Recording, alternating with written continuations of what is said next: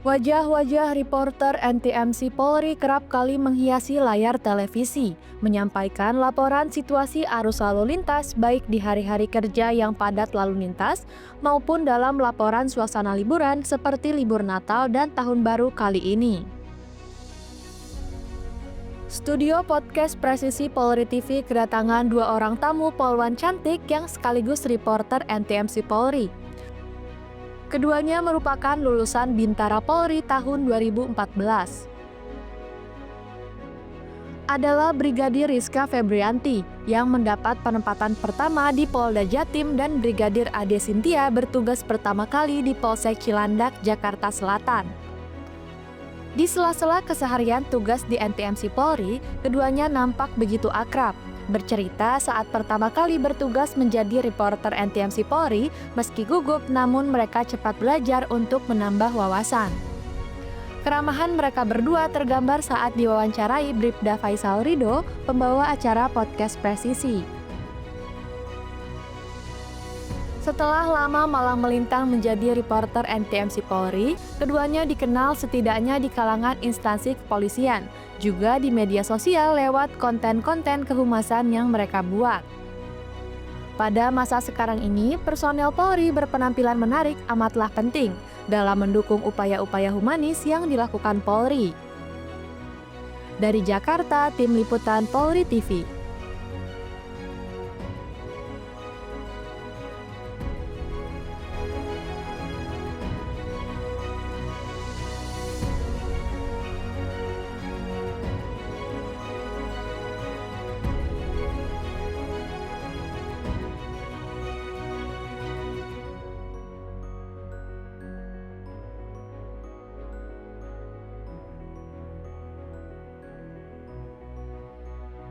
Jumpa kembali dengan Polri TV pemirsa dalam program podcast Presisi.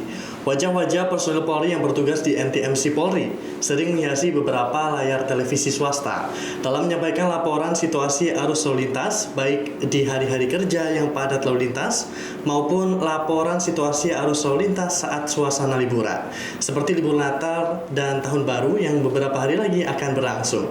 Dan untuk membahas seperti apa tugas-tugas keseharian mereka dalam menjalankan tugas, saat ini saya sudah kedatangan tamu dua orang personel Polri yang sekaligus reporter NTMC Polri. Langsung saja kita sapa Brigadir Rizka dan Brigadir Ade. Selamat datang di studio podcast Presisi, Kak. Terima kasih sudah diundang. Ya Allah. Bagaimana Kak perasaannya saat masuk di ruang podcast ini, Kak? Nervous, deg-degan? Degan sih, kan kamu dari tadi tahu. Udah dingin nih. Baik Kak, kita langsung saja ke pertanyaan yang pertama. Pertama kali masuk dan bergabung menjadi anggota Polri nih, prosesnya bagaimana Kak? Mungkin ke Kak Ade dulu. Kalau prosesnya pertama kali mau daftar tuh, kalau saya pribadi ya diajak sama temen justru nggak dari orang tua. Jadi kayak teman-teman sekolah itu pada berbondong-bondong ke kayak TAUD gitu mungkin ya, kayak bikin surat keterangan gitu. Jadi kayak saya tanya gitu kayak ngapain sih kayak rame-rame ke TAUD gitu kan? Iya bikin surat keterangan. Bukan ke BK ya? Ke TAUD bukan sih? Di mana nih sekolah tuh di Polres? Sekolah ke BK TU kan? mungkin. TU, iya benar. sorry udah lupa. Terus habis itu ya udah deh, jadi kayak bikin aja surat keterangannya, baru sampai rumah izin sama orang tua, alhamdulillah orang tua mendukung. Habis itu baru ayah sama ibu saya mencari tahu persyaratan apa lagi yang harus disiapkan. Ya alhamdulillah keterima ya sekali daftar. Iseng-iseng berhadiah ya Kak? Alhamdulillah. Mungkin Kak Rizka bagaimana ceritanya Kak? Kalau saya pribadi awalnya nggak ada ya, sama nggak ada Pikiran gitu. untuk masuk menjadi anggota Polri kan, karena memang sebelumnya udah daftar SBMPTN, ngambil hukum di UB Keren banget. Brawijaya. Nah, terus tiba-tiba ada sosialisasi. Aduh maaf ya. Gak apa-apa Kak. Ada sosialisasi nih dari Polri, karena kan zaman kita dulu belum medsos tuh belum yang hype kayak sekarang kan. Betul. Jadi apalagi kita di kampung kan, jadi kayak yang masuk kayak gitu yang sosialisasi kayak gitu kan, karena udah mau lulus biasanya kayak gitu. Adalah ini nih ada ini nih, kataku wah bagus juga nih. Jadi bisa maksudnya tuh bisa kuliah sambil kerja gitu kan, nanti targetnya tuh seperti itu. Terus ya alhamdulillahnya pas kebetulan angkatan kami ini adalah perekrutan Polwan 7000 ya. Wah, jadi banyak ya, Kak. alhamdulillahnya juga sekali daftar masuk. Jadi di tahun yang sama 2014 itu kita lulus sekolah dan lulus menjadi anggota Polri juga. Oh, luar biasa. Dan saat pertama kali nih ditugaskan di Korlantas Polri untuk menjadi reporter NTMC Polri, perasaannya seperti apa? Apakah gugup? Apa saja yang dilakukan untuk mempersiapkan nih tugas untuk menjadi reporter, Kak? Sampai dulu nih. Boleh. Boleh. Oke. Apa sih? Lah, gimana sih? Udah lah, kamu dulu. Jadi kalau aku pribadi ya pastinya gugup ya pas tahu, Pasti itu. apalagi pertama kali kayak dapat di stasiun TV nasional gitu. Kebetulan pertama kali waktu dulu itu di TV One, jadi ya udah pasti kayak deg-degan, dan persiapan yang saya lakukan adalah kayak latihan di depan kaca biasanya, atau enggak biasanya saya kayak minta tolong sama orang tua saya kayak pegangin handphone, jadi saya kayak direkam gitu. Jadi misalkan udah selesai, saya play terus tuh, jadi kayak kurangnya apa, apakah ekspresi, apakah penampilan, atau cara bicara saya. Jadi kayak kalau saya belajarnya kayak gitu sih dulu. Kalau dari Kariska? Deg-degan itu pasti ya, karena posisi kita dari wilayah kan, dari jauh, ya paling jauh aja, dari jauh, terus maksudnya kita juga masih bener-bener bintara baru gitu kan, yang bener-bener anak lulusan SMA, gimana sih langsung disuruh terjun kayak gitu, apalagi balik lagi itu TV nasional, yang notabene kita membawa nama Polri gitu kan memang zaman dulu belum banyak media yang menyorot Polri, bahkan menyorot instansi-instansi gitu kan. Dan itu juga NTMC itu pertama kalinya kayaknya ya ada siaran CCTV terkait lalu lintas polisi jadi penyiar gitu kan, itu pertama kalinya gitu kan. Dan kebetulan saya masuk stasiun TV nasional, langsung TV One, kita sama satu stasiun TV tapi kita beda tempat aja. Dan kebetulan di TV One itu perwira semua, apa kita nggak makin tetot gitu kan. Jadi persiapannya tentu kita harus penampilan itu pasti ya, karena kita mau di depan layar gitu kan, dan menjadi apa ya, sorotan kan pasti. Terus dan harus terlihat terpercaya pastikan informasi yang kita sampaikan. Jadi harus belajar materi-materinya meskipun sudah disiapkan untuk misalkan beberapa titik gitu kan kalau siaran CCTV, tapi kita tetap harus mempelajari itu gitu loh. Di titik ini ada kerawanan apa, misalkan ada pengalihan arus apa, ada perbaikan apa. Jadi kita juga harus memberikan solusi kepada masyarakat, seperti itu sih. Baik. Saat pertama kali muncul di layar televisi apalagi nasional kan ya, apakah senang untuk mengabarkan ke para kerabat, keluarga untuk menonton? Ya iyalah. Atau seperti apa, Kak? Ini dari Kak Ade. Kalau aku sih kayak, pasti ya, kayak pas tahu kayak pertama kali mau live di stasiun TV nasional tuh ngabarin orang tua, keluarga, belum lagi orang tua ngabarin tetangga, ngabarin saudara, lain-lain. Itu benar. Bisa kita kasih tahu stasiun TV-nya apa, Jam berapa. Jadi tuh TV tuh nggak ganti channel tuh sampai selesai kita live gitu kan. Ya pastinya bangga ya, selain bangga sama diri sendiri, karena menurut saya itu juga buat bangga orang tua tuh kayak suatu yang kayak, aduh senang banget lah pokoknya gitu sih. Baik. Ada kesulitan nggak, Kak? Atau yang pernah ditemui saat menjalankan tugas saat laporan reporter? Mungkin kalau kesulitan tuh misalkan kita ke lapangan langsung ya, terjun langsung, karena kan pasti ketika kita berada di lapangan ya apa yang real time di lapangan gitu kan, kita juga tidak bisa memprediksi gitu apa aja yang bakal terjadi di lapangan. Misalkan kayak waktu kita live report tiba-tiba ada kecelakaan lalu lintas, otomatis kita juga harus cepet gitu kan, harus apa nih penanganan dari polisi lalu lintas sendiri, apa nih bagaimana nih caranya melakukan pengaturan lalu lintas dan lain sebagainya gitu kan. Itu lebih ke situ sih, sulitnya tuh di situ. Dan apalagi kalau misalkan kita persiapan mau ke jalur seperti itu, pasti kita harus mendapatkan informasi yang lebih dulu, karena kan apa-apa harus dari kita kan, yang lebih terpercaya pastinya. Kadang juga kita kayak di lapangan gitu kayak suka, walaupun kita udah menguasai materi ya, kita ada time dimana pasti kita ngeblank. Ya, ngeblank. Jadi kalau misalkan kita ngeblank, caranya yang saya lakukan biasanya itu kayak nyatet poin-poin di handphone yang akan saya bacain gitu, poin-poinnya aja. Jadi kayak misalkan kita ngeblank, ada kita kerpean dikit gitu kayak, selanjutnya ngomongin ini, mungkin diloncatin atau gimana. Jadi seenggaknya kita di depan layar itu nggak terlihat jeda diam gitu, terlalu lama gitu. Jadi kita harus punya gimana cara kita nge-handle masalah sendiri. Benar, betul. Baik Kak, selama menjadi reporter, adakah peristiwa yang unik atau sulit untuk dilupakan? Kayaknya Bisa diceritakan Kak? Jadi ini agak panjang ceritanya mohon maaf ya. Jadi waktu itu kita lakukan patroli pakai mobil patroli yang biasa waktu itu lagi di daerah Rawamangun. Terus pas patroli ada ibu-ibu keluar nih dari gang, keluarnya dia ngelawan arus, udah ngelawan arus nggak pakai helm. Biasalah bisa kan tabrakan kan jadinya. Jadi kita berhentiin, saya keluar, saya bilang sama ibunya, emang rencananya cuma mau patroli sama peneguran lisan aja gitu kan. Terus saya bilang, Bu, helmnya mana, kenapa kok lawan arus? Lebih baik ibu pulang dulu ke rumah kan karena baru keluar dari gang kan. Pulang dulu ke rumah, ambil helmnya, terus lanjut lagi perjalanannya. Biasalah kalau misalkan ibu-ibu ya kayak itu cuma deket kok, cuma ke situ gitu-gitu. Gak lama dari saya sama ibunya ini ngobrol dan sedikit berdebat, suaminya keluar dari gang bawa parang. Bawa parang itu saya dari jauh tuh saya udah ditunjuk-tunjuk gitu kan. Saya udah kayak aduh kayak menguji adrenalin juga sih sebenarnya. Cuman saat itu saya tekankan untuk tetap humanis, tetap menjaga nada bicara, jangan sampai tinggi karena saya yakin kalau misalkan kita tetap humanis, masyarakat tuh pasti ngerti kalau maksud kita itu baik gitu. Kooperatif mereka. Waktu itu Kakak lagi sendiri atau Berdua, jadi sama Denwal. rekan Denwal sama saya.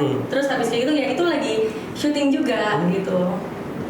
Mungkin Kak Rizka ada nggak cerita yang menarik? Lebih ke ini sih, pas siaran lagi live gitu kan, live report.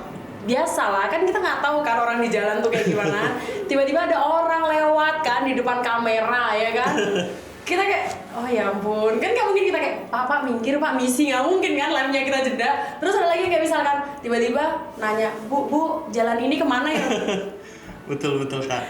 Ya kayak gitu-gitu sih, kalau di lapangan itu lebih banyak ceritanya pasti kan. Tanggapan Kakak nih setelah malang melintang menjadi reporter NTMC Polri, apakah mulai banyak dikenal di kalangan masyarakat luas atau di kalangan instansi kepolisian, atau banyak yang memfollow akun medsos Kakak nih? Ini followersnya banyak banget. Mungkin tanggapannya Kak, silakan. Tapi memang zaman tahun itu tuh hype-hype-nya Instagram ya lagi naik-naik gitu kan, sosial media itu. Dan ya karena kami tuh jumlahnya berbanyak ya angkatan kami, jadi kayak banyak banget kan akhirnya tuh polisi wanita tuh yang keluar dari goa gitu kan. Jadi banyak banget dan ya alhamdulillahnya tanggapan masyarakat baik ya buat polwan-polwan ini. Dan kalau dikenal sih ya alhamdulillahnya ada gitu kan. Tapi kami tuh berharapnya dikenalnya tuh dengan kayak oh ini loh sosok polisi wanita kita gitu kan. Mereka nggak seserem itu, mereka humanis kok, mereka mereka nggak yang menakutkan gimana kayak lebih ke situ sih. Kalau dikenal sih alhamdulillah ya. Tapi kalau saya pribadi ya kalau secara spesifik kayak saya ke pasar, ke mall ataupun lagi car free day gitu belum ada sih sejauh ini yang kayak nyamperin kayak Brigadir Ade ya itu belum pernah sih. Cuman kalau di lingkungan Polri sendiri atau di keluarga juga mungkin udah pada tahu kalau kerjanya siaran. Betul. Kalau secara pribadi kayak tiba-tiba jalan ke mall kayak disamperin foto yuk gitu-gitu belum pernah sih kalau mungkin nanti ya. Amin.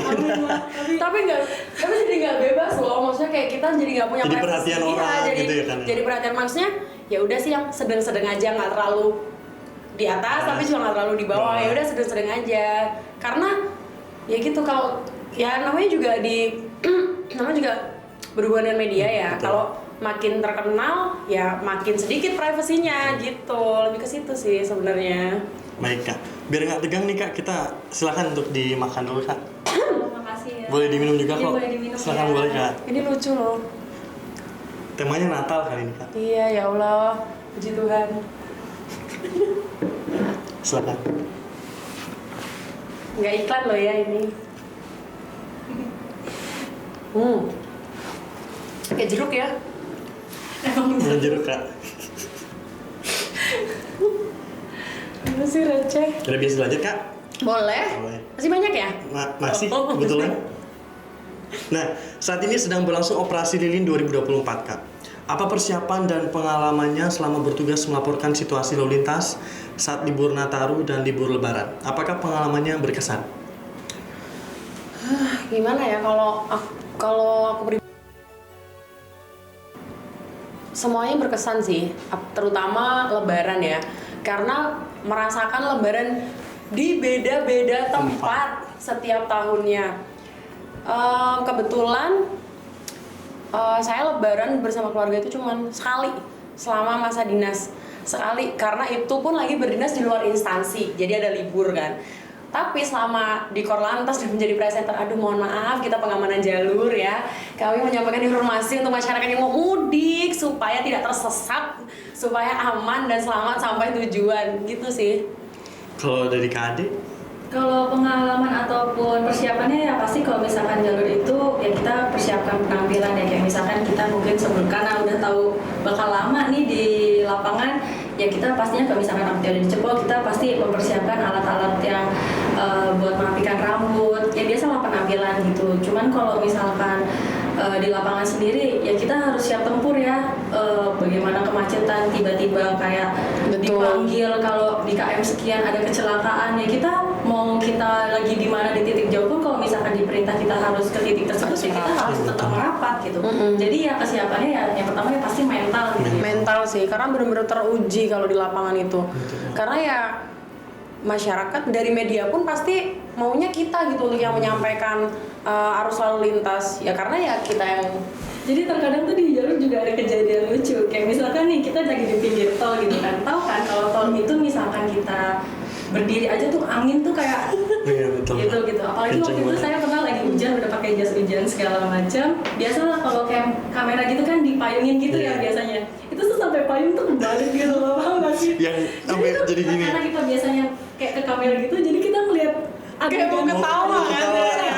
Ke trigger gitu. Nah itulah kayak maksud saya poin-poin ketika kita ada titik ngeblank itu loh. Iya betul. Gitu sih. Jadi kayak mungkin ada kerpean gitu segala macam. Gitu sih. Terkadang kita kayak jadi pengen ketawa maybe atau yang lainnya gitu. Ya tapi balik lagi poin pertamanya karena udah menguasai materi ya harus tetap berjalan. Betul. Selain melaporkan situasi pantauan arus lalu lintas nih Kak, apakah pernah terjun ke liputan lain di luar itu? Oh Pernah mungkin kalau misalkan sempat dulu boleh di kamu ya? stasiun TV-nya ya? Boleh nggak sih stasiun TV-nya? Boleh kan? Boleh. Dulu saya pernah siaran di net, kegiatan ikut kayak patroli sabara gitu dari malam ke pagi gitu. Itu lihat kamu? Iya, Bukan polis? bukan nggak tahu. Oh. Jadi kalau misalkan kayak gitu kan kayak mungkin cobaannya adalah ngantuk ya, karena kan kita patroli dari malam ketemu pagi kan, gitu. Karena kayak misalkan biasanya tuh kayak kita dari pagi sampai sore udah kegiatan, lanjut lagi kita jam 10 malam biasanya start sampai pagi itu kita melek gitu kan. Itu kan cobaan terberat itu ngantuk, apalagi kita melakukannya biasanya patroli motor kan. Dan nggak sedikit dari kejadian-kejadian malam itu berkesannya karena mungkin kita menemukan hal baru, kayak mungkin ada tawuran, ada geng motor gitu. Pasti kan di kepala kita tuh yang kita pikirkan adalah pasti mereka juga bawa sajam gitu ya nggak sih? Iya, betul. Jadi kayak waktu itu saya cuma kayak mikir kayak kita kan juga pakai rompi gitu kan. Jadi ngamanin diri sendiri dulu dan percaya sama tim kalau misalkan kita itu saling jaga. Gitu. Dan sejauh ini alhamdulillah belum ada pernah kejadian Yang gimana-gimana. Alhamdulillah. Infonya Kak Rizka nih juga menggarap sebuah program berita yang namanya Terekam Kamera. Apa isinya bisa ceritakan Kak? Malu, ya Allah. Iya, memang ada saat ini tuh program terekam dari iNews TV dan ini udah berjalan. Kalau saya pribadi udah jalan setahun ini ya, benar-benar setahun. Yang kemarin awalnya itu presenternya adalah Brigadir Marcelina, letting saya juga. Tapi kebetulan Brigadir Marcelina menikah dan ikut suami, jadilah saya yang menggantikan. Dan itu cuma 2 presenter aja di program itu, saya dan Bribda Eklesia. Dan kebetulan di Terekam ini programnya itu ya Allah, ini tenggorokan gak bisa diajak kerja sama. Minum dulu, Kak. Aduh, jangan. Ntar dia nambah. Jadi kebetulan program Terekam ini treatmentnya itu beda ya. Dia tuh lebih ke reaction video gitu kan. Jadi dalam satu episode itu ada 3 segmen. Segmen pertama itu kriminal, kedua lalu lintas, dan ketiga itu kayak video ketawa-ketawa aja gitu loh. Video kalau kita sering lihat reaction di YouTube itu kan pasti kayak ya reaction receh gitu kan. Tapi di sini tuntutannya kita itu masuk ke dalam video itu kayak setiap case kan pasti beda-beda gitu kan.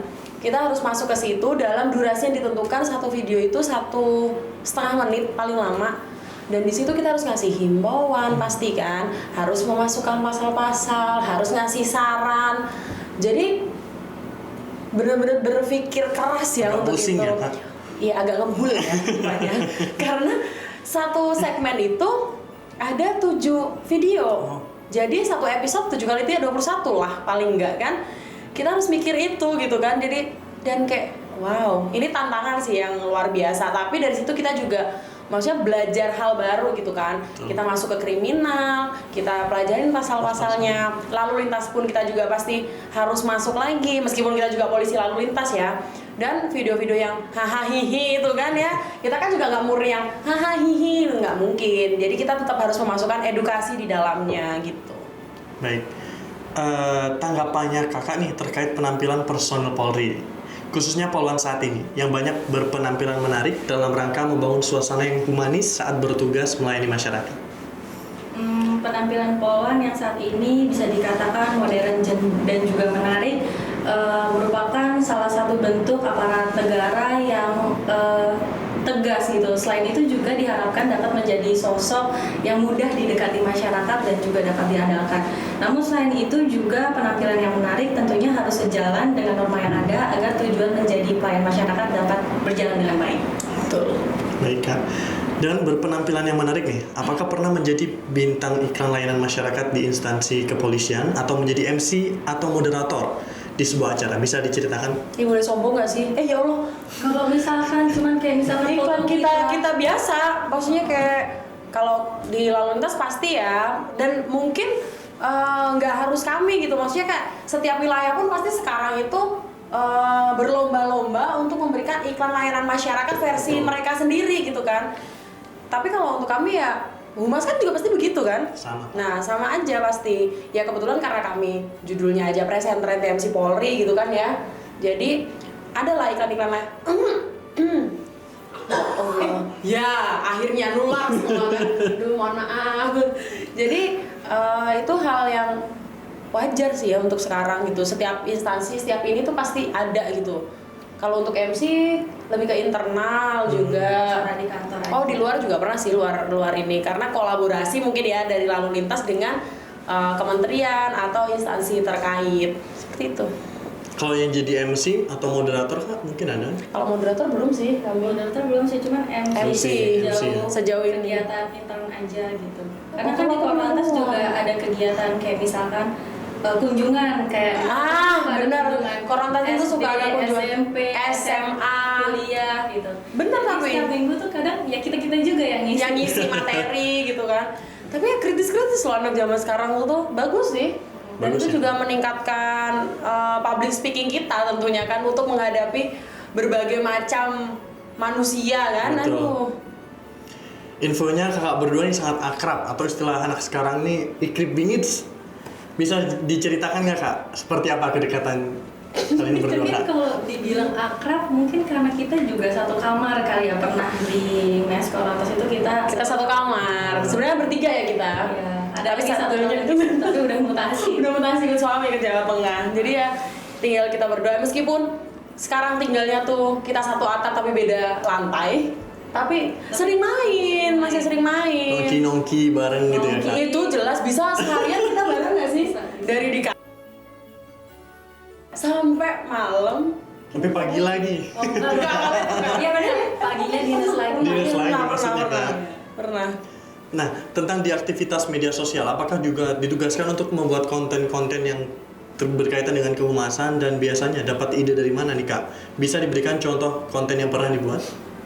Kalau NTMC Udah ada tim kreatif. Udah ada tim kreatif Oh, dan udah juga ada kita tim ada kreatif. programnya. Iya, Kayak betul. Power NTMC, Polistory. Polistory, terus apa lagi ya? On the road. On the road. Sebenarnya banyak sih. Banyak ya, Kak? Dan itu memang udah ada tim kreatifnya sendiri. Bahkan dulu juga sempat ada podcast ya kita sama. Tapi tetap juga materi yang tim kreatif bikin Harus kita baca lagi, kita pelajari. kita petunjuk lagi sama Sama pimpinan pimpinan. apakah ini benar Benar. informasi yang mau disampaikan. Baik, Mungkin ada pesan-pesan Kak buat personel Polri yang juga berminat dalam dunia jurnalistik kehumasan seperti kakak-kakak ini?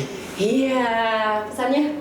Pesannya mungkin buat rekan-rekan Polri yang hendak bergabung dengan jurnalistik kehumasan untuk lebih mendalami keterampilan komunikasi, karena kita kan sebagai aparat negara tentunya untuk memberikan informasi yang tepat dan akurat itu hal yang sangat penting untuk menjaga kepercayaan masyarakat. Selain itu, kehumasan sendiri kan juga merupakan wadah tempat kita belajar menulis berita, berbicara di muka umum, dan seperti ini juga kita sebenarnya belajar juga. Bahkan kita mendalami instansi kita sendiri ya, karena kan kita berbagi informasi gitu di dalamnya. Kita juga mempelajari hal-hal baru terkait instansi kita sendiri. Kalau misalkan kayak kita kan di lalu lintas, kita juga bisa, misalkan kita sebagai jurnalis kita mau menulis berita tentang kriminalitas, otomatis kita harus mempelajari itu, kita harus masuk ke dalam situ gitu kan. Jadi itu hal yang baik sih. Kalau mau bergabung, ayo bergabung. Mari bergabung dengan kami. Nah, pemirsa, kita sudah berada di penghujung acara dan kami mengucapkan Selamat Natal dan Tahun Baru 2025. Semoga tahun depan lebih baik dari tahun sebelumnya. Dan semoga Polri Makin dicintai oleh masyarakat. Salam presisi. Halo, saya Brigadir Rizka dari Korlantas Polri. gue udah masuk.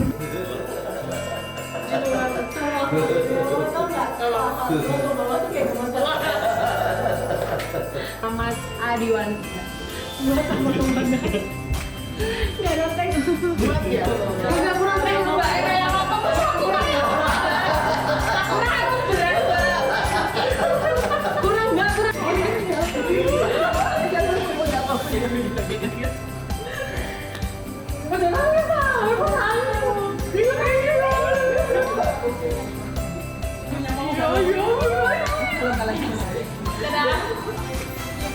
Adiwan Pak.